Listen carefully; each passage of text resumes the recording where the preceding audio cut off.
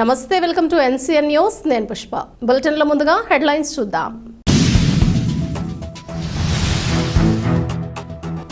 సమస్యల శాశ్వత పరిష్కారం కోసం గుడ్ మార్నింగ్ కార్యక్రమం. మంత్రి వేణుగోపాలకృష్ణ.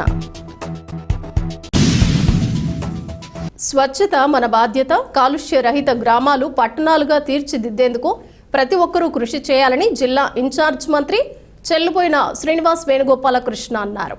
జిల్లా ఇన్ఛార్జ్ మంత్రి వేణుగోపాలకృష్ణ నగరపాలక సంస్థ అధికారులు, స్థానిక నాయకులతో కలిసి రాజమహేంద్రవరం నగరపాలక సంస్థ పరిధిలో గల 19వ వార్డులోని కొండవారి వీధి, ఆల్కాట్ గార్డెన్స్ ప్రాంతంలోని పలు వీధుల్లో విస్తృతంగా పర్యటించి ప్రజా సమస్యలు తెలుసుకుని వాటిని పరిష్కరించే దిశగా నగరపాలక సంస్థ అధికారులకు పలు ఆదేశాలు జారీ చేశారు.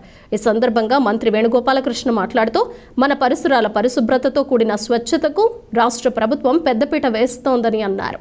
ఆరోగ్యవంతమైన సమాజం కొరకు ప్రతి ఒక్కరం స్వచ్ఛతకే ప్రాధాన్యతనిస్తూ ఆ దిశగా మనమందరం అడుగులు వేద్దామని అన్నారు. ఇంటింటికి వెళ్లి మహిళలు, వృద్ధులను కలుసుకుని వారి సమస్యలను అడిగి తెలుసుకున్నారు. వారితో మమేకం అవ్వటం జరిగిందన్నారు. గుడ్ మార్నింగ్ కార్యక్రమంలో మంత్రి వెంట ప్రముఖ న్యాయవాది గొందేటి శ్రీనివాస్ రెడ్డి, నగరపాలక సంస్థ హెల్త్ ఆఫీసర్ ఏ వినూత్న, ఎస్ఈ పాండురంగరావు, ప్రకాష్ రావు, స్థానిక నాయకులు తదితరులు పాల్గొన్నారు.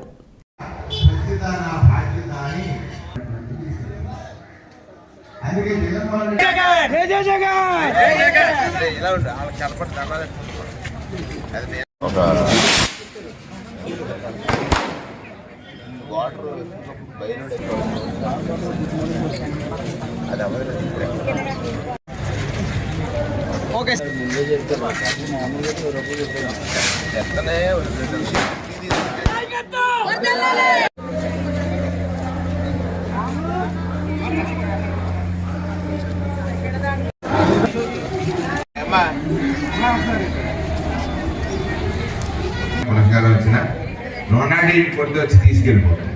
అది ఎవరు తెచ్చారు? రాజశేఖర్. ఆట మారిపోతుంది.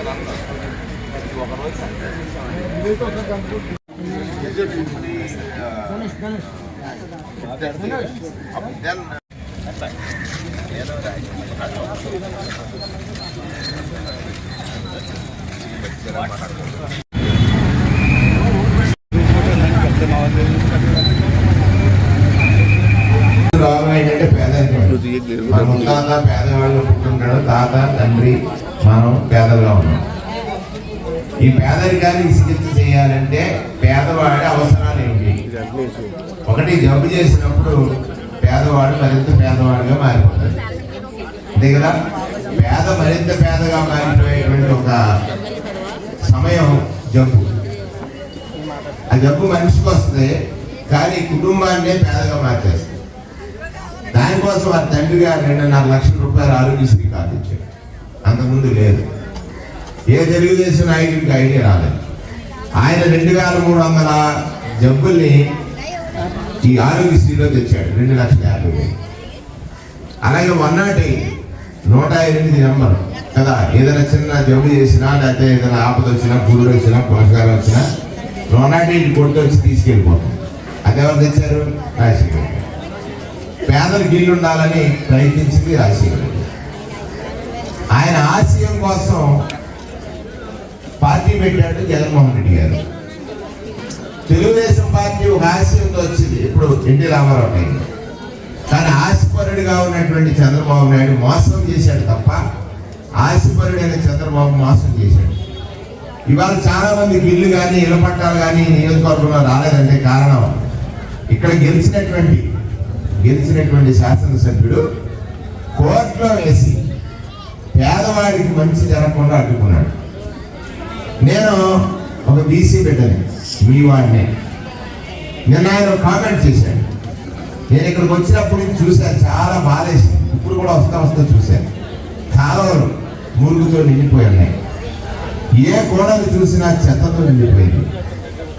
నేను రామచంద్రపురంలో ఉండగా కూడా స్వచ్ఛత నా బాధ్యత అని ఒక కార్యక్రమం చేశాను.